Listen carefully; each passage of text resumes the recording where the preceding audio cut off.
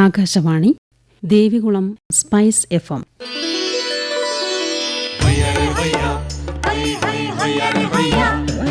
കിസാൻ വാണി.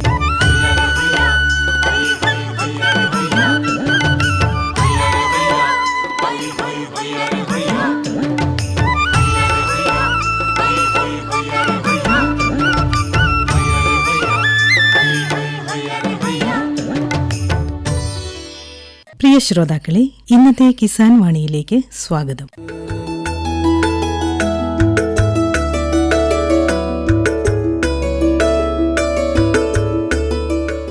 തൊടുപുഴ ചീനിക്കുഴിയിലെ കർഷകയായ ശ്രീമതി സുനി ഷൈബുവുമായി ശ്രീ അനുരാജ് നടത്തുന്ന അഭിമുഖമാണ് ഇന്നത്തെ കിസാൻ വാണിയിൽ.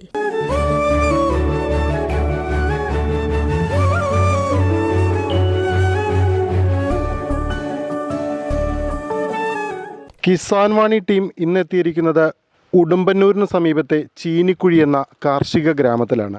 ചീനിക്കുഴിയിൽ ബ്രോയിലർ കോഴി ഫാമിങ്ങിലൂടെ മാതൃകയായ കർഷക സുനി ഷൈബുവാണ് ഇന്ന് തൻ്റെ കാർഷിക അനുഭവങ്ങൾ കിസാൻ വാണി ശ്രോതാക്കളുമായി പങ്കുവയ്ക്കുന്നത്. ചേച്ചി നമസ്കാരം. നമസ്കാരം. ചേച്ചി എത്ര വർഷമായിട്ട് ഈ ഫാമിംഗ് രംഗത്തുണ്ട്? ഇതിലേക്ക് കടന്നു വന്ന ഒരു സാഹചര്യം എന്താണ്? ഇപ്പോൾ 3 വർഷമായതേ ഉള്ളൂ സ്റ്റാർട്ട് ചെയ്തിട്ട്. ഇനി വരാനുള്ള സാഹചര്യം, ഞാൻ ബാംഗ്ലൂർ നേഴ്സായിട്ട് വർക്ക് ചെയ്യുമായിരുന്നു. വെറുതെ ഇവിടെ വന്നപ്പം ഇവിടെ എൻ്റെ ചേട്ടനാണ് ഫാമൊക്കെ ഉള്ളത്. അപ്പോൾ അവിടെ വന്ന് നോക്കി കണ്ടു കഴിഞ്ഞപ്പോൾ എനിക്കും അങ്ങനെ എന്തെങ്കിലും തുടങ്ങാമെന്നുള്ളൊരാഗ്രഹം തുടങ്ങി. അങ്ങനെ ചേട്ടൻ തന്നെ നിർദ്ദേശിച്ചതാണ് കോഴി ഫാം തുടങ്ങിത്തരാം എന്നും പറഞ്ഞ് ചേട്ടനാണ് സ്റ്റാർട്ട് ചെയ്യാൻ സഹായിച്ചത്.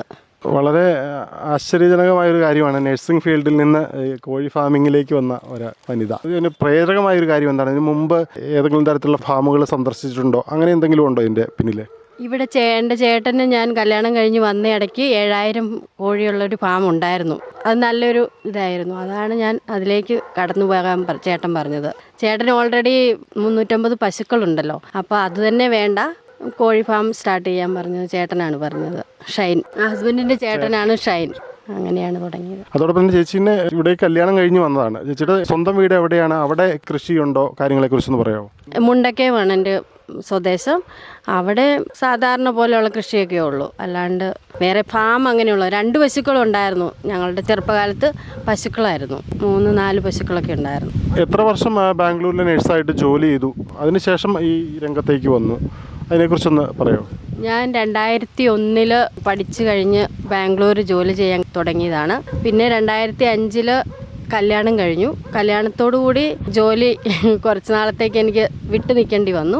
അതിനുശേഷം 2007 മോനുണ്ടായി കഴിഞ്ഞപ്പം പിന്നെ മോൻ്റെ ഇതിലേക്ക് മാറി. 2010 വീണ്ടും ഞാൻ ജോലിക്ക് തുടങ്ങി. 2020 ജോലി വിട്ടു. ഈ കോവിഡിന്റെ കാലത്ത് ഈ ഫാം ഉണ്ടായിരുന്നു? ഹസ്ബൻഡിന് എന്തെങ്കിലും തരത്തിലുള്ള ഫാമിംഗ് ഉണ്ടായിരുന്നു? ഹസ്ബൻഡ് ഇവിടെയായിരുന്നു. ഹസ്ബൻഡ് ആ സമയത്ത് ഇവിടെയായിരുന്നു. ഇപ്പോൾ ബാംഗ്ലൂരാണ്. ഹസ്ബൻഡ് ആ സമയത്ത് ഇവിടെ ചേട്ടനെ സഹായിക്കാനും അന്നേരം തുടങ്ങിയതാണ് ഫാം, കോഴി ഫാം. ഇപ്പോൾ എത്രത്തോളം കോഴികളുണ്ട്? അതിന്റെ എണ്ണം? 7000-ഓളം കോഴികളാണ് ഇപ്പോൾ ഉള്ളത്. ബോയിലർ കോഴികളാണ് എല്ലാം. ഈ കോഴി ഫാമിങ്ങിന്റെ ഒരു പ്രത്യേകത എന്താണ്? അതുപോലെ ഹസ്ബൻഡിന്റെ ചേട്ടന് ഇവിടെ പശു ഫാമുണ്ട്. അപ്പോൾ ഈ കോഴി ഫാമിന്റെ ഒരു പ്രത്യേകത എന്താണ്? ഇതിൽ നിന്നുള്ള വ്യത്യാസം ചേച്ചിക്ക് എന്താണ് തോന്നിയിട്ടുള്ളത്? ജോലി കുറവുണ്ടോ? അങ്ങനെയുള്ള കാര്യങ്ങളെ കുറിച്ചൊന്ന്. ജോലി കുറവല്ല, അതിന് രാവിലെ തീറ്റയിടണം, വെള്ളം കൊടുക്കണം, അത് കൂട് ക്ലീൻ ചെയ്യണം. അതിൻ്റെ ഫീഡിങ് എല്ലാം അവർ തന്നെയാണ് കൊണ്ടുവന്ന് തരുന്നത്. നമ്മൾക്കതിനെക്കുറിച്ച് കൂടുതൽ അറിയേണ്ട കാര്യമില്ല. അവർ കോഴി ഇട്ട് തരും, കമ്പനിക്കാർ തന്നെ ഇട്ട് തരും, അവർ അതിനെ കൊണ്ടുപോകും. പിന്നെ അതേക്കുറിച്ച് നമുക്ക് പിന്നെ കൂടുതൽ അന്വേഷിക്കേണ്ട കാര്യമില്ല. അതിനുള്ള തീറ്റയുടെ കാര്യമാണേലും വെള്ളത്തിൻ്റെ കാര്യം മാത്രം, നമുക്ക് വെള്ളം മാത്രം കൊടുത്താൽ മതി. തീറ്റയെല്ലാം അവരാണ് കൊണ്ടുവന്ന് തരുന്നത്. അതാണ്. എത്ര മാസം വേണം ഒരു കോഴി അതിൻ്റെ പ്രായപൂർത്തിയായി വിൽപ്പനയ്ക്ക് എത്തിക്കാനായിട്ട്? എത്ര മാസം വേണ്ടി വരും? 1.5 മാസം, 45 ദിവസം. ഇതിനിടയിൽ തീറ്റ, അതുപോലെ തന്നെ ഏതെങ്കിലും തരത്തിലുള്ള അസുഖങ്ങൾക്കെതിരായിട്ടുള്ള പ്രതിരോധ വാക്സിൻ അതൊക്കെ ചെയ്യാറുണ്ടോ? വാക്സിനൊക്കെ എടുക്കാറുണ്ട്. 2 നേരമാണ് തീറ്റ കൊടുക്കുന്നത്, രാവിലെയും വൈകുന്നേരവും. വളർത്തുകോഴിക്കും അതുപോലെ തന്നെ ബ്രോയിലർ കോഴിക്കും ഒക്കെ ഈ ചെറിയ പ്രായത്തിൽ വേറെ തരം തീറ്റയും വളരുമ്പോൾ അതിൻ്റെ വളർച്ചയ്ക്ക് അനുസൃതമായ മറ്റു തീറ്റകളുമാണല്ലോ കൊടുക്കുന്നത്. അതെങ്ങനെയാണ്? അതെന്താണ്? അത് കോഴിത്തീറ്റ അവർ തന്നെ കൊണ്ടുവന്ന് തരുവാണ്. ചെറിയ പ്രായത്തിലുള്ള ചെറിയ സൈസ് കോഴിത്തീറ്റ ആയിരിക്കും. ഇച്ചിരി പ്രായമായി കഴിയുമ്പോഴത്തേക്ക് കുറച്ച് വലിയ തീറ്റ അത് അവർ തന്നെ ഇറക്കി തരുവാണ്. നമ്മളതിനെക്കുറിച്ചൊന്നും അറിയണ്ട, അവർ തന്നെ എല്ലാം നമ്മൾ വിളിച്ച് പറഞ്ഞാൽ മതി. അവർ ആ സമയത്ത് അവർ കൊണ്ടുവന്ന് ഇട്ട് തന്നോളും. കമ്പനിയുമായിട്ടുള്ള എഗ്രിമെൻറ്റിൽ നടത്തുമ്പോൾ നമുക്ക് ചിലവെന്ന് പറയുന്നത് നമുക്ക് ജോലി ചെയ്യേണ്ടി വരും, അതോടൊപ്പം തന്നെ വെള്ളവും പിന്നെ ആവശ്യമായ സ്ഥലവും ഒരുക്കണം. ഈ 7000 കോഴി വളർത്തണമെങ്കിൽ എത്ര സെൻറ്റ് സ്ഥലം വേണം ഏകദേശം? 1 ഏക്കർ സ്ഥലത്താണ് ഫാം ഇരിക്കുന്നത്. അതോടൊപ്പം തന്നെ ഇതിന് വിപണി ഒരു പ്രശ്നമല്ല എന്ന് തോന്നുന്നു, കാരണം ഇവർ കോഴി എടുത്തുകൊണ്ട് പോവുകയാണ്. അപ്പോൾ അതിൻ്റെ കാര്യങ്ങളെക്കുറിച്ചൊന്ന് പറയാം. എത്ര മാസം കഴിഞ്ഞിട്ടാണ് ഇവർ കൊണ്ടുപോകുന്നത്? അപ്പോൾ ഈ 7000 കോഴിക്ക് എത്ര ചിലവ് നമ്മുടെ ഭാഗത്തുനിന്നുണ്ടാവും? 7000 കോഴി അവർ ഇട്ട് കഴിഞ്ഞ് അവർ തന്നെ വന്ന് അതിന് കുറച്ച് ദിവസം കഴിയുമ്പോൾ അതിന് വാക്സിൻ എടുക്കും. ഇടുന്നതിൻ്റെ 2ാമത്തെ ദിവസം തന്നെ വാക്സിൻ എടുക്കും. വാക്സിൻ എടുത്തു കഴിഞ്ഞ് 40 ദിവസമാകുമ്പോൾ വന്ന് തൂക്കം നോക്കും. വെയിറ്റ് എല്ലാം നോക്കി അത് പാകമായെന്ന് അവർക്ക് തോന്നിയാൽ 45 ദിവസത്തിനുള്ളിൽ അവർ ഫുള്ള് കോഴിയെ പിടിച്ചു തീർക്കും. അവർ ഫാം കാലിയാക്കി തരും.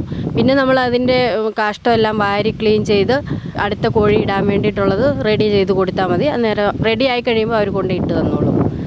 അങ്ങനെയാണ്. ചേച്ചിയുടെ ഇത്രയും കാലത്തെ അനുഭവത്തിൽ കോഴിക്ക് ഏതെങ്കിലും തരത്തിലുള്ള അസുഖങ്ങൾ ബാധിച്ചിട്ടുണ്ടോ? ഇപ്പോൾ പക്ഷിപ്പനി പോലുള്ള അസുഖങ്ങളൊക്കെ വന്ന സമയത്ത് ഈ ഉടുമ്പന്നൂരിൽ അത് ബാധിച്ചില്ല എന്ന് തോന്നുന്നു. അതിൻ്റെ അനുഭവം ഇതുവരെ അത് ഒന്നും സംഭവിച്ചിട്ടില്ല. പിന്നെ ഇപ്പോഴത്തേന്ന് പറഞ്ഞാൽ ചൂട്, കുറച്ചധികം ചൂടാണ് ഈ പ്രദേശത്ത്, അത് മാത്രമേ ഉള്ളൂ. അല്ലാണ്ട് ഫാനൊക്കെ ഉപയോഗിക്കുന്നുണ്ട് അതിനു വേണ്ടി. അല്ലാണ്ട് ഇതുവരെ കോഴിക്ക് അസുഖങ്ങളൊന്നും ഉണ്ടായിട്ടില്ല. ചൂടിനെ പ്രതിരോധിക്കാനായിട്ട് ഷെഡിൽ എന്തെങ്കിലും പ്രത്യേക സൗകര്യങ്ങൾ ചെയ്തിട്ടുണ്ടോ? അതായത് ഷെഡിന് മുകളിൽ ഓല ഇടുക, അങ്ങനെ എന്തെങ്കിലും ചെയ്തിട്ടുണ്ടോ?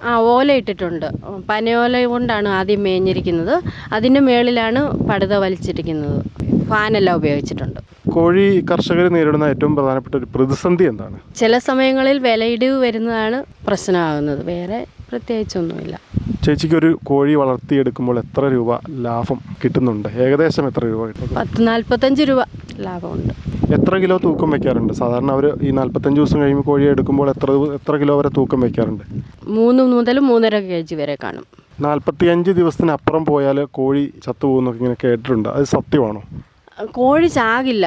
അത് പിന്നെ അതിൻ്റെ ആ മാംസം ഉപയോഗിച്ചാലൊരു കൊള്ളൂല. ചാകാറൊന്നുമില്ല, അങ്ങനെ ഉണ്ടാവും. ചിലപ്പം 10-60 ദിവസമൊക്കെ ആകുമ്പോൾ 1-2 കോഴികളൊക്കെ കിടക്കുന്നുണ്ടാവും. അല്ല, അത് ചാകലൊന്നുമില്ല. അതൊരു കെട്ടുകഥയാണല്ലേ ബ്രോയിലർ കോഴി? അതൊരു ഇതാണ്. പക്ഷേ അതിൻ്റെ മാംസം നമുക്ക് ഉപയോഗിക്കാൻ പാകമായിരിക്കില്ല.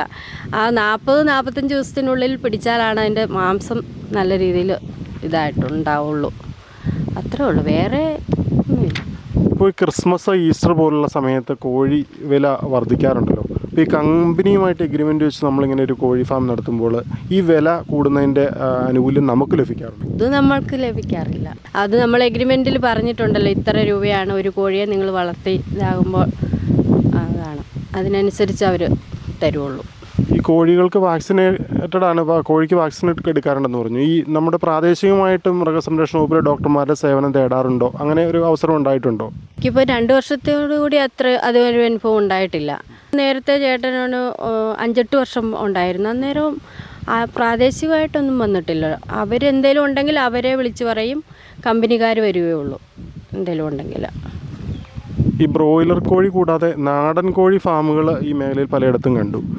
അതിനെക്കുറിച്ച് ആലോചിച്ചിട്ടുണ്ടോ? എന്തുകൊണ്ടാണ് ഒരിക്കൽ ഈ മേഖലയിലേക്ക് തിരിയേണ്ടി വരുമോ, അങ്ങനെ എന്തെങ്കിലും? ഞാൻ ഇതേക്കുറിച്ച് ആലോചിച്ചുകൊണ്ടിരിക്കും. മുട്ടക്കോഴി കുറച്ച് വളർത്തിയാൽ എന്താ, അങ്ങനെ ഒരു 10-150 1000-ഓളം കോഴികളെ ഒന്ന് വളർത്തി നോക്കാം എന്നൊരാഗ്രഹത്തോടെ എപ്പോഴും പറയുന്നുണ്ട് ഞങ്ങൾ അതേക്കുറിച്ച്. ഇപ്പോൾ മുട്ടയ്ക്ക് വേണ്ടിയിട്ട് BV380 പോലുള്ള കോഴികളെയാണ് ഉപയോഗിക്കുന്നതെന്ന് തോന്നുന്നു. അപ്പോൾ അത്തരത്തിലുള്ള ഇവിടെ ചേച്ചി ഏതെങ്കിലും ഫാമിൽ സന്ദർശനം നടത്തിയിട്ടുണ്ടോ? അത് പഠിക്കാനായിട്ട് വല്ലതും ശ്രമിച്ചിട്ടുണ്ടോ? ഇല്ല, ഇതുവരെ പോയിട്ടില്ല. ഈ കോഴി അല്ലാതെ മറ്റ് കൃഷികൾ എന്തെങ്കിലും ഉണ്ടോ? അതായത് വീടുകളിൽ പച്ചക്കറി പോലുള്ള എന്തെങ്കിലും കൃഷികൾ? പച്ചക്കറിയൊക്കെ നട്ടിട്ടുണ്ട്. പച്ചക്കറി, പയർ, പാവൽ, കോവൽ, ഇതെല്ലാം ഉണ്ട്.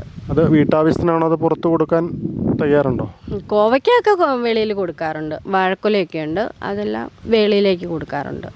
അതോടൊപ്പം തന്നെ ഈ കോഴി വളം ഇത് എന്തിനാണ് ഉപയോഗിക്കുന്നത്? ഇത് പുറത്ത് കൊടുക്കാറുണ്ടോ? അതിന് മെച്ചപ്പെട്ട വില ലഭിക്കാറുണ്ടോ? അതിനെക്കുറിച്ചൊന്ന് വിശദമാക്കാം. കോഴി വളം നമ്മൾ കൂടുതലും റബ്ബറിനാണ് ഉപയോഗിക്കുന്നത്, നമ്മുടെ തോട്ടത്തിലേക്ക് തന്നെ. പിന്നെ വെളിയിലേക്കും ആൾക്കാർ വന്ന് കൊണ്ടുപോകാറുണ്ട്. അവരും ഈ റബ്ബറിനാണ് കൂടുതലും ഉപയോഗിക്കുന്നത്. കന്നാര കൃഷിക്കാരും അങ്ങനെയുള്ളവരൊക്കെ കൊണ്ടുപോകാറുണ്ട്. അതോടൊപ്പം തന്നെ ഈ പച്ചക്കറി കൃഷിയുടെ കാര്യം പറഞ്ഞല്ലോ. പച്ചക്കറി കൃഷി എത്ര സെൻറ്റിൽ ഏകദേശം കൃഷി ചെയ്യുന്നുണ്ട്? അതിൻ്റെ പച്ചക്കറി കോവലൊരു 1/2 ഏക്കറിലുണ്ട്. കോവയ്ക്ക ഫുള്ള് സെയിൽ ചെയ്യും. നമുക്ക് ആവശ്യത്തിനുള്ളത് മാത്രം നമ്മൾ പറിച്ചെടുക്കുകയുള്ളൂ. പിന്നെ പയറും പാവലും അതെല്ലാം നമുക്ക് വീട്ടാവശ്യത്തിന് വേണ്ടി മാത്രം 10 സെൻറ്റ് അങ്ങനെയൊക്കെ ഉള്ളൂ, കുറേശ്ശേ ഉള്ളൂ. ഈ കോവൽ കൃഷിയെക്കുറിച്ച് പറഞ്ഞപ്പോഴാണ് ഇതിനൊരു വിപണി സാധ്യതയുണ്ടോ? വില കുറവാണ്. നമ്മൾ കൊടുക്കുമ്പോൾ ചിലപ്പോൾ 40 രൂപയ്ക്ക് അവർ വിൽക്കും. നമുക്ക് 20 രൂപ 25 രൂപ, അതിൽ കൂടുതലൊന്നും നമുക്ക് കിട്ടിയിട്ടില്ല. എത്ര ദിവസം വേണം ഇത് കോവൽ ഇതിന് വിളവെടുക്കാൻ ആവാനായിട്ട്? 2 മാസം. അതോടൊപ്പം തന്നെ ഈ കോവൽ കൃഷി തരത്തിലുള്ള രോഗങ്ങൾ ബാധിക്കാറുണ്ടോ? ഇതുവരെ ബാധിച്ചിട്ടില്ല, ഇതുവരെ ഇല്ല. ഈ വേനൽ ചൂട് ഏറുകയാണല്ലോ, അപ്പോൾ ഈ വേനൽ ചൂടിനെ പ്രതിരോധിക്കാനായിട്ട് ഈ കോവൽ കൃഷിക്ക് പ്രത്യേകമായിട്ട് എന്തെങ്കിലും ചെയ്തു കൊടുത്തിട്ടുണ്ടോ സൗകര്യം? വെള്ളം ഒഴിക്കാറുണ്ട്, അല്ലാണ്ട് നല്ല തണലിലാണ് അത് നിൽക്കുന്നത്. കുഴപ്പമൊന്നുമില്ല, ഇതുവരെ കുഴപ്പമൊന്നുമില്ല.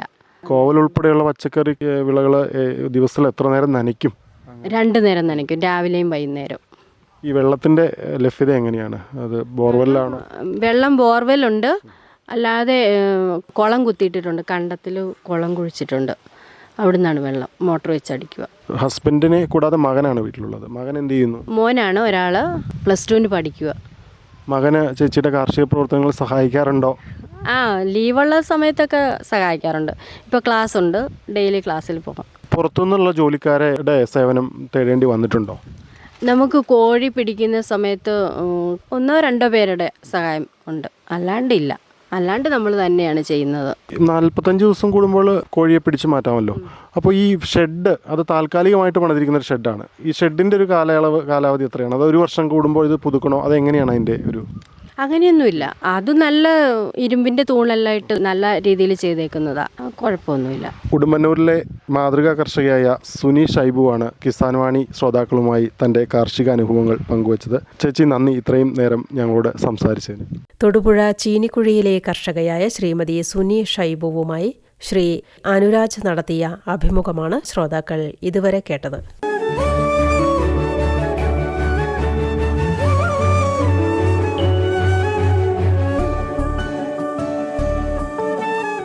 കിസാൻ വാണിയിൽ ഇനി കാർഷിക അറിവുകൾ. മരങ്ങളിലെ ജൈവ കുരുമുളക് കൃഷി. ഇന്ത്യൻ കാർഷിക സമ്പദ്ഘടനയിൽ കുരുമുളക് കൃഷിക്ക് വളരെയധികം പ്രാധാന്യമുണ്ട്. കറുത്ത പൊന്ന് എന്ന പ്രാചീന കാലത്ത് തന്നെ കുരുമുളക് അറിയപ്പെട്ടിരുന്നതും അതിൻ്റെ പ്രാധാന്യം കൊണ്ട് തന്നെയാണ്. അതുതന്നെയാണ് വിദേശ രാജ്യങ്ങളെ ഇന്ത്യയിലേക്ക്, പ്രത്യേകിച്ച് മലബാറിലേക്ക് ആകർഷിച്ചിരുന്നത്. പണ്ട് ഓരോ വീടിൻ്റെയും 4 അരികിൽ കമുകിലും ഫലവൃക്ഷങ്ങളിലും കുരുമുളക് വള്ളി ഉണ്ടായിരുന്നു. നമ്മുടെ കാലാവസ്ഥയും മണ്ണും കുരുമുളക് കൃഷിക്ക് വളരെ അനുയോജ്യമാണ്. നമ്മുടെ വീട്ടുവളപ്പിലും പറമ്പുകളിലും കാണുന്ന തെങ്ങ്, കവുങ്ങ്, മാവ്, പ്ലാവ്, മുരിങ്ങ, മുരിക്ക്, ശീമക്കൊന്ന തുടങ്ങിയ എല്ലാ മരങ്ങളിലും ഇവ അനായാസം വളരും. ഇനി മരങ്ങളില്ലാത്ത വീടുകളിൽ പോലും ചട്ടിയിൽ കുരുമുളക് വളർത്താം. കുരുമുളക് ഇനങ്ങൾ. കേരളത്തിൽ ഏറ്റവും പ്രചാരത്തിലുള്ള ഇനങ്ങൾ കരിമുണ്ടയും പന്നിയൂരുമാണ്. തെക്കൻ കേരളത്തിൽ കൊറ്റനാടനും മധ്യ കേരളത്തിൽ നാരായക്കൊടിയും വയനാട്ടിൽ ഐംപിരിയനും ഇടുക്കിയിൽ നീലമുണ്ടിയും വടക്കൻ കേരളത്തിൽ ബാലൻകോട്ട, കല്ലുവള്ളി എന്നിവയും കൂടുതൽ പ്രചാരം നേടിയിട്ടുണ്ട്. കോഴിക്കോട്ട് ഭാരതീയ സുഗന്ധവിള ഗവേഷണ കേന്ദ്രത്തിൽ നിന്നും പന്നിയൂർ ഗവേഷണ കേന്ദ്രത്തിൽ നിന്നും അത്യുൽപാദനവും ഗുണമേന്മയുമുള്ള അനേകം ഇനങ്ങൾ വികസിപ്പിച്ചെടുത്തിട്ടുണ്ട്.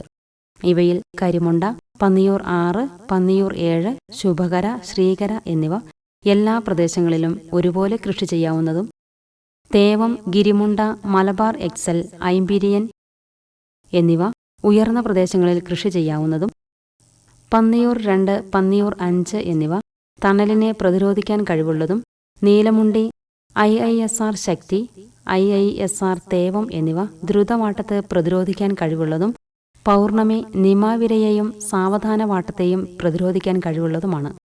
പന്നിയൂർ 1 തുറസായ സ്ഥലങ്ങളിലേക്ക് അനുയോജ്യമാണ്. കൃഷിരീതി. പുതുമഴ ലഭിക്കുന്നതോടുകൂടി വീട്ടുവളപ്പിലുള്ള വൃക്ഷങ്ങളുടെ വടക്കുഭാഗത്ത് കുരുമുളക് ചെടികൾ പിടിപ്പിക്കാം. അതിനായി ചുവട്ടിൽ നിന്ന് 1 അടി വിട്ട് 1.5 അടി ചതുരാകൃതിയിലുള്ള കുഴിയെടുത്ത് അതിൽ ഉണക്കിപ്പൊടിച്ച ചാണകം അല്ലെങ്കിൽ മണ്ണിര compost 5 kilo, 150 gram rock phosphate അല്ലെങ്കിൽ എല്ലുപൊടി, മേൽമണ്ണ് എന്നിവ കൂട്ടിക്കലർത്തി വെള്ളം കെട്ടിനിൽക്കാത്ത രീതിയിൽ കൂനയായി മൂടേണ്ടതാണ്. തിരുവാതിര ഞാറ്റുവേലയിലാണ് കുരുമുളക് തൈകൾ പിടിപ്പിക്കാൻ പറ്റിയ സമയം. ഇതിനായി മുമ്പേ തന്നെ നഴ്സറി തൈകൾ തയ്യാറാക്കാം. കാലവർഷം തുടങ്ങിയതിനു ശേഷം നടാനുള്ള കുഴികളിൽ 1 കിലോ വേപ്പിൻ പിണ്ണാക്ക്, 50 ഗ്രാം ട്രൈക്കോഡർമ എന്നിവയിട്ട് വീണ്ടും മണ്ണിളക്കി നല്ലവണ്ണം കൂട്ടിച്ചേർത്തതിനു ശേഷം വേര് പിടിപ്പിച്ച നല്ലയിനം കുരുമുളക് വള്ളി 2 എണ്ണം വീതം നടേണ്ടതാണ്. തെങ്ങിലാണ് കുരുമുളക് പടർത്താൻ ഉദ്ദേശിക്കുന്നതെങ്കിൽ തെങ്ങിന്റെ തടത്തിന് പുറത്ത് വടക്കു ഭാഗത്താണ് കുഴിയെടുക്കേണ്ടത്. നട്ടതിനു ശേഷം ഒരു കമ്പ് താൽക്കാലിക താങ്ങായി വെച്ചു കൊടുക്കേണ്ടതാണ്. വള്ളിയുടെ നീളം 1 മീറ്റർ എത്തിക്കഴിഞ്ഞാൽ താഴ്ഭാഗത്തുള്ള ഇലകൾ പറിച്ചെടുത്ത് 3/4 ഭാഗം വരെ താങ്ങിനോട് ചേർത്ത് മണ്ണിട്ട് മൂടണം. കൂടുതൽ വേരുൽപ്പാദിപ്പിക്കുന്നതിനും തളിരുകൾ വളർന്ന് താങ്ങിന് ചുറ്റും കൊടി തിങ്ങി വളരുന്നതിനും ഇത് സഹായിക്കും. കുറ്റിക്കുരുമുളക്. താങ്ങുമരങ്ങൾ ഇല്ലെങ്കിൽ ചെടിച്ചട്ടികളിലോ തറയിലോ ചാക്കുകളിലോ ഒക്കെ കുറ്റിക്കുരുമുളക് വളർത്താം. തറയിൽ കുറ്റിക്കുരുമുളക് നടാൻ 2x2 മീറ്റർ അകലത്തിൽ 1/2 മീറ്റർ ചതുരാകൃതിയിലുള്ള കുഴികളെടുത്ത് ചാണകപ്പൊടിയോ മണ്ണിര കമ്പോസ്റ്റോ ഇട്ട് മൂടിയതിനു ശേഷം നടാവുന്നതാണ്. ചട്ടികളിലാണ് നടാൻ ഉദ്ദേശിക്കുന്നതെങ്കിൽ ചാണകപ്പൊടി, മണൽ, മണ്ണ് എന്നിവ 1:1:2 എന്ന തോതിൽ കലർത്തി ചട്ടികളിൽ നിറച്ച് അതിൽ നടേണ്ടതാണ്. പോഷക ക്രമീകരണം. ജൈവിക പരിപാലനമാണ് കുരുമുളകിന് ഉത്തമം. ജൈവവളമായി ഉണക്കിപ്പൊടിച്ച ചാണകം, കമ്പോസ്റ്റ്, കോഴിവളം, ആട്ടിൻകാഷ്ടം, മണ്ണിര കമ്പോസ്റ്റ്, ചാരം തുടങ്ങിയവ ഉപയോഗിക്കാവുന്നതാണ്. ജൈവവളങ്ങൾ മണ്ണിൽ കൊടുക്കുന്നത് മൂലം സസ്യങ്ങൾക്ക് ഉപകാരപ്രദമായ സൂക്ഷ്മജീവികളുടെയും കുമിളുകളുടെയും അളവ് വർദ്ധിക്കുകയും മണ്ണിലെ ജീവകങ്ങളുടെയും പോഷകങ്ങളുടെയും നിലനിൽപ്പിന് അവസരം ലഭിക്കുകയും ചെയ്യും. ജൈവവളമായി 1 കിലോഗ്രാം വേപ്പിൻ പിണ്ണാക്ക്, 200 ഗ്രാം പ്രകൃതിദത്തമായ റോക്ക് ഫോസ്ഫേറ്റ്, 10 കിലോഗ്രാം ചാണകം എന്നിവ മെയ് മുതൽ ജൂൺ വരെയുള്ള മാസത്തിൽ നൽകാവുന്നതാണ്. അമ്ലഗുണമുള്ള മണ്ണിൽ ചെടിയൊന്നിന് 500 ഗ്രാം എന്ന തോതിൽ കുമ്മായം ഏപ്രിൽ മെയ് മാസത്തിൽ ഒന്നിടവിട്ട വർഷത്തിൽ നൽകേണ്ടതാണ്. ഓഗസ്റ്റ് സെപ്റ്റംബർ മാസത്തിൽ ജൈവവളമായി അസോസ്പൈറിലവും ഫോസ്ഫോബാക്ടീരിയയും 20 ഗ്രാം ഒരു ചെടിക്ക് എന്ന തോതിൽ നൽകാവുന്നതാണ്. മണ്ണ് പരിശോധനയ്ക്ക് ശേഷം പൊട്ടാസ്യത്തിൻ്റെ അളവ് കുറവെങ്കിൽ സൾഫേറ്റ് ഓഫ് പൊട്ടാഷ് ചെടിയൊന്നിന് 150 ഗ്രാം എന്ന തോതിലും മഗ്നീഷ്യത്തിൻ്റെ അളവ് കുറവെങ്കിൽ 150 ഗ്രാം മഗ്നീഷ്യം സൾഫേറ്റും സിങ്കിൻ്റെ അംശം കുറവാണെങ്കിൽ ചെടിക്ക് 30 ഗ്രാം എന്ന തോതിൽ സിങ്ക് സൾഫേറ്റും നൽകാവുന്നതാണ്. അതല്ലെങ്കിൽ സൾഫേറ്റ് ഓഫ് പൊട്ടാഷും മഗ്നീഷ്യം സൾഫേറ്റും സിങ്ക് സൾഫേറ്റും 1 ലിറ്റർ വെള്ളത്തിൽ 10-5-3 ഗ്രാം തോതിൽ കലക്കി വർഷത്തിൽ 2 പ്രാവശ്യം തളിച്ചു കൊടുക്കാവുന്നതാണ്. ചെറിയ ചെടികൾക്ക് മേൽപ്പറഞ്ഞ ജൈവവളങ്ങളുടെ 1/3 ആദ്യ വർഷവും 1/2 രണ്ടാം വർഷവും മുഴുവൻ അളവ് 3-ാം വർഷം മുതലും കൊടുക്കാവുന്നതാണ്.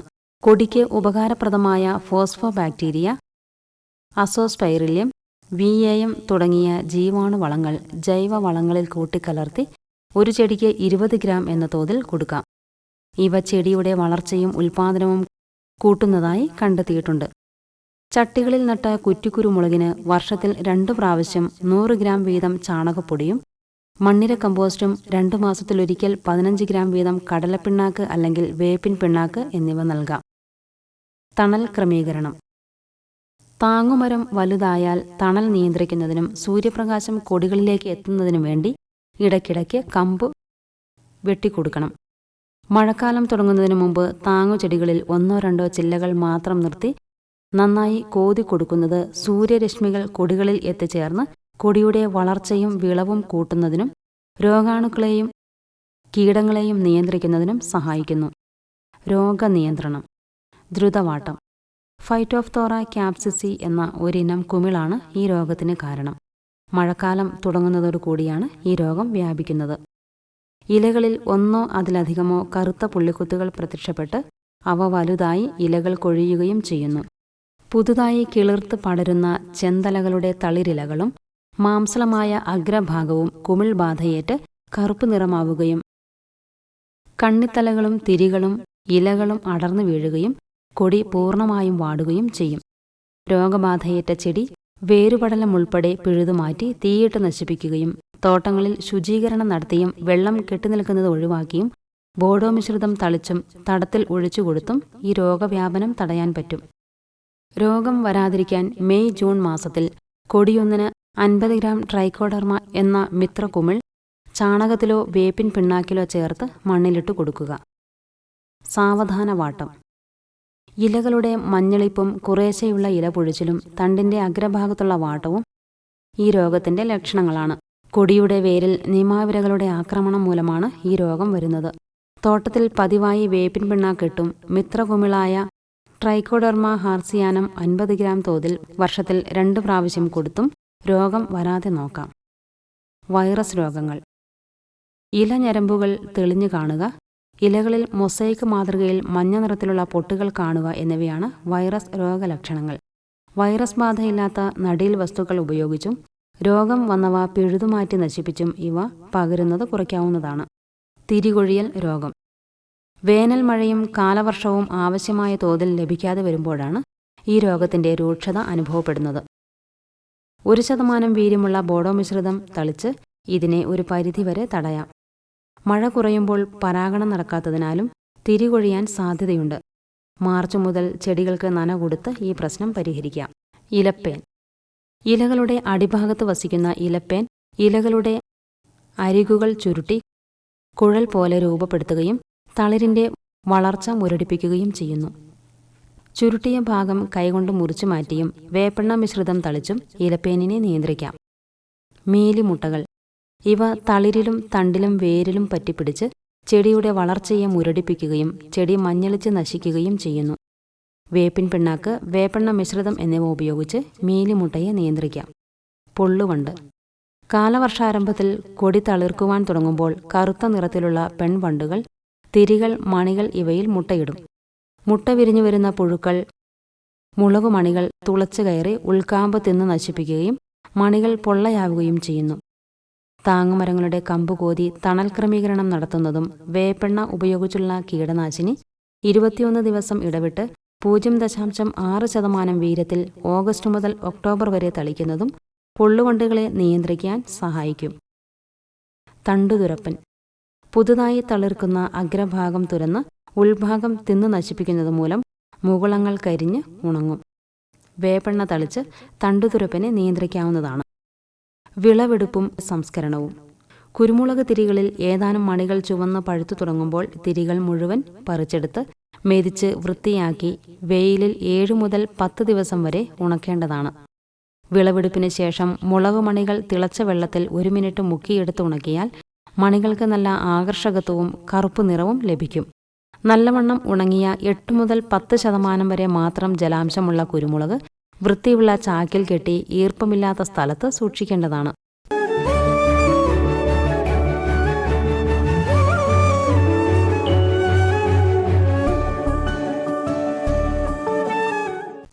പച്ചിലവളങ്ങൾ. പച്ചിലവളത്തിൻ്റെ ഉപയോഗം പുരാതന കാലം മുതൽ നിലനിന്നിരുന്നു. മരങ്ങളുടെ ഇലകളും കമ്പുകളും കോതി കെട്ടുകളാക്കി പാടത്ത് മണ്ണിൽ ഉഴുതു ചേർക്കുന്ന രീതിയാണ് നിലനിന്നത്. ചെറിയ തോതിലാണെങ്കിലും ഇന്ന് ആ രീതി പലയിടങ്ങളിലും നിലവിലുണ്ട്. പച്ചിലവളത്തിന് ഏറ്റവും വിശേഷപ്പെട്ടതാണ് വാഗമരം. നമ്മുടെ നാട്ടിലെ പച്ചിലവള ക്ഷാമം പരിഹരിക്കുവാൻ പച്ചിലവളത്തിനായി ചെടികൾ നട്ടുപിടിപ്പിക്കുകയാണ് ഉചിതം. പുളിരസമുള്ള മണ്ണിൽ മാവില നല്ലതാണെന്ന് കരുതിയിരുന്നു. കാരണം മാവിലയിൽ പുളിരസം അകറ്റുന്നതിനുള്ള കുമ്മായത്തിൻ്റെ അംശം അടങ്ങിയിട്ടുണ്ട്. ക്ഷാരരസമുള്ള മണ്ണിന് പറ്റിയതാണ് പുളി, നെല്ലി തുടങ്ങിയവ. പച്ചിലവളത്തിന് ഏറ്റവും അനുയോജ്യമായ ചെടിയാണ് ഗ്ലൈറിസീഡിയ അഥവാ ശീമക്കൊന്ന. പയർവർഗ്ഗത്തിലെ ചെടിയാണിത്. തോട്ടങ്ങളിൽ തണലിന് വേണ്ടിയാണ് ഈ ചെറുവൃക്ഷം ഇവിടെ പ്രചരിപ്പിച്ചത്. ഡൈഞ്ച എന്ന പച്ചില വളച്ചെടി മിക്ക മണ്ണിലും നന്നായി വളരും. വിത്ത് പാകി വളർത്തുന്ന ഇവ വളർന്നു കഴിഞ്ഞ് ചെടിക്കും ഏതാണ്ട് ഒരാൾ പൊക്കമുണ്ടാകും. എളുപ്പം വളരുന്ന മറ്റൊരു പച്ചില വളച്ചെടിയാണ് സെസ്ബേനിയ. 3 മാസം കൊണ്ട് ഇതിന് 1.5 പൊക്കം ഉണ്ടാകും. ഇതിൻ്റെ തണ്ടും ഇലയും മണ്ണിൽ എളുപ്പം അഴുകിച്ചേരുകയും ചെയ്യുന്നു. പറമ്പ് കൃഷിക്ക് പ്രത്യേകിച്ച് തെങ്ങിനും കമുകിനും വേണ്ടി വളർത്താവുന്ന പച്ചിലച്ചെടികളാണ് പെരുമ്പയർ, ചെണമ്പ്, കാട്ടുചെണമ്പ്, കിലുക്കാമ്പെട്ടി, ഡൈഞ്ച മുതലായവ. നമ്മുടെ തീരപ്രദേശങ്ങളിൽ ഏറ്റവും യോജിച്ചത് കിലുക്കാമ്പെട്ടിയാണ്. വിത്ത് വിതച്ചാണ് നട്ട് വളർത്തുന്നത്. പറമ്പുകളുടെ അതിരുകളിൽ ശീമക്കൊന്ന പോലെ കല്ലുമുക്കിയും ടെഫ്രോസിയ കാൻഡിഡ പിടിപ്പിക്കാം. ഇവ രണ്ടും ഏറെക്കാലം നിലനിൽക്കുന്നതിനാൽ ഇവയിൽ നിന്ന് തുടർച്ചയായി പച്ചില വളത്തിനായി ഉപയോഗിക്കാം. മണ്ണൊലിപ്പിനിടയാക്കുന്ന ചരിവ് ഭൂമികളിൽ ആവരണ വിളയായും പച്ചിലവളമായും പയറുവർഗ്ഗത്തിൽപ്പെട്ട പ്യൂറേറിയ കൃഷി ചെയ്യാം. അതുപോലെ കലപ്പഗോണിയവും. മണ്ണിന്റെ വളക്കൂറ നിലനിർത്തുവാനും വിവിധതരം അണുജീവികളുടെ പ്രവർത്തനം ത്വരിതപ്പെടുത്തുവാനും പച്ചില വളങ്ങൾ ഉപയോഗിക്കുന്നു. ആവശ്യത്തിന് നനവും ഊഷ്മാവും വായു സഞ്ചാരവുമുള്ള മണ്ണിലാണ് അണുജീവികളുടെ പ്രവർത്തനം മൂലം ഇവ അഴുകുന്നത്. വായു സഞ്ചാരമുള്ള മണ്ണിൽ അധിവസിക്കുന്ന അണുജീവികൾ പച്ചില വളത്തിലെ പദാർത്ഥങ്ങൾ വിഘടിപ്പിച്ച് അമോണിയയും കാർബൺ ഡയോക്സൈഡും ഉണ്ടാക്കുകയും വളമായി മാറുകയും ചെയ്യും. വായു സഞ്ചാരം തീരെ കുറഞ്ഞ മണ്ണിൽ അണുജീവികളുടെ പ്രവർത്തനം മൂലം ഇതിൽ നിന്ന് പാക്യജനകം വാതക രൂപത്തിൽ നഷ്ടപ്പെടുവാൻ ഇടയാകുന്നു. പച്ചില വളച്ചെടികൾ ഇളം പ്രായത്തിൽ മണ്ണിൽ ഉഴുതു ചേർക്കുമ്പോഴാണ് അധികവും ഗുണം ലഭിക്കുക. പച്ചില വളച്ചെടികൾ നട്ടു വളർത്തുമ്പോൾ അവ പയർവർഗ്ഗത്തിൽപ്പെട്ടവയാകുന്നത് കൂടുതൽ നന്നായിരിക്കും. കാരണം അണുജീവികളുടെ പ്രവർത്തനം മൂലം അവയുടെ വേരുകളിൽ പാക്യജനകം ശേഖരിക്കുന്നതിനാൽ ഉഴുതു ചേർക്കുമ്പോൾ അത് മണ്ണിൽ ചേർന്ന ചെടികൾക്ക് വലിച്ചെടുക്കുവാനാകും. ഡൈഞ്ച, കൊളിഞ്ഞി, സൺഹെംപ് തുടങ്ങിയ പയർച്ചെടികൾ വളർത്തുന്നത് മണ്ണിൽ പാക്യജനകത്തിന്റെ അളവ് കൂട്ടാൻ നല്ലതാണ്. മണ്ണിന്റെ ജൈവപുഷ്ടി നിലനിർത്തുവാനും വർദ്ധിപ്പിക്കുവാനും മണ്ണിലേക്ക് പച്ചിലകൾ നൽകുന്ന സമ്പ്രദായമാണ് പച്ചിലവള പ്രയോഗം എന്ന് പറയുന്നത്. ഇതിനായി പയർവർഗ്ഗത്തിൽപ്പെട്ട കുറ്റിച്ചെടികളും ധാരാളം ഇലകളും ഉണ്ടാകുന്ന മരങ്ങളും ഉപയോഗിക്കുന്നു. അമിത രാസവള പ്രയോഗം മണ്ണിലെ സൂക്ഷ്മജീവികളുടെയും മണ്ണിരകൾ, പ്രാണികൾ എന്നിവയുടെയും നാശത്തിന് വഴിതെളിക്കുമ്പോൾ പച്ചിലവളങ്ങൾ മണ്ണിലെ ജൈവ പ്രക്രിയയ്ക്ക് ആക്കം കൂട്ടുകയാണ് ചെയ്യുന്നത്. സാധാരണ പയർവർഗ്ഗത്തിൽപ്പെട്ട സസ്യങ്ങൾ കൃഷിഭൂമിയിൽ കൂടുതലായി വളർത്തുകയും അവ പുഷ്പിക്കുന്നതിന് മുൻപായി മണ്ണിൽ ഉഴുതു ചേർക്കുന്ന രീതിയാണ് നിലവിലുള്ളത്. ഇപ്രകാരം ചെയ്യുമ്പോൾ പാക്യജനകത്തിന്റെ തോത് വർദ്ധിക്കുകയും മണ്ണിന്റെ അവസ്ഥ മെച്ചപ്പെടുകയും ചെയ്യും. കൃഷിഭൂമിയിൽ വളർത്തിയ സസ്യങ്ങൾ മണ്ണിൽ ഉഴുതു ചേർത്തും മറ്റ് സ്ഥലങ്ങളിൽ നിന്ന് പച്ചിലകൾ മണ്ണിൽ ചേർത്തും പച്ചില പ്രയോഗം നടത്താം. സൺഹെംപ്, ഡൈഞ്ച, വൻപയർ, ബർസീം തുടങ്ങിയ സസ്യങ്ങൾ കുറ്റിച്ചെടികളും പയർവർഗ്ഗത്തിൽപ്പെട്ടവയുമാണ്. ഇവയുടെ വേരുകളിൽ കണ്ടുവരുന്ന ചിലയിനം സിംബയോട്ടിക് ബാക്ടീരിയകൾ അന്തരീക്ഷ പാക്യജനകത്തെ മണ്ണിൽ ലയിപ്പിച്ച് ഫലപുഷ്ടി വർദ്ധിപ്പിക്കുന്നു. പയർവർഗ്ഗത്തിൽപ്പെടാത്ത സസ്യങ്ങളായ ചിലയിനം സസ്യങ്ങളും പച്ചിലവളങ്ങൾക്കായി ഉപയോഗിക്കുന്നു. ഷോർഗം, ബജ്ര, ചോളം, സൂര്യകാന്തി എന്നിവയാണവ. കൊങ്ങിണി, കമ്മ്യൂണിസ്റ്റ് പച്ച, മുരിക്ക്, കിളിഞ്ഞിൽ തുടങ്ങിയവയും നമ്മുടെ നാട്ടിൽ പച്ചിലവളത്തിനായി ഉപയോഗിക്കുന്നു. കൂടാതെ പ്ലാവ്, മറ്റ് വൻവൃക്ഷങ്ങൾ എന്നിവ കോതി നിർത്തുമ്പോഴും ഇതിന്റെ ഇലകളും കൊമ്പുകളും പച്ചിലവളത്തിനായി ഉപയോഗിക്കാറുണ്ട്.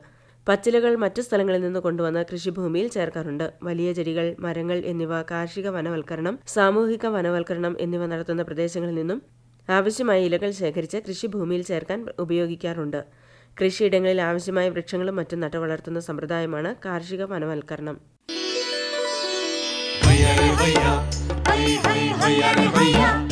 കിസാൻ വാണി സമാപിക്കുന്നു.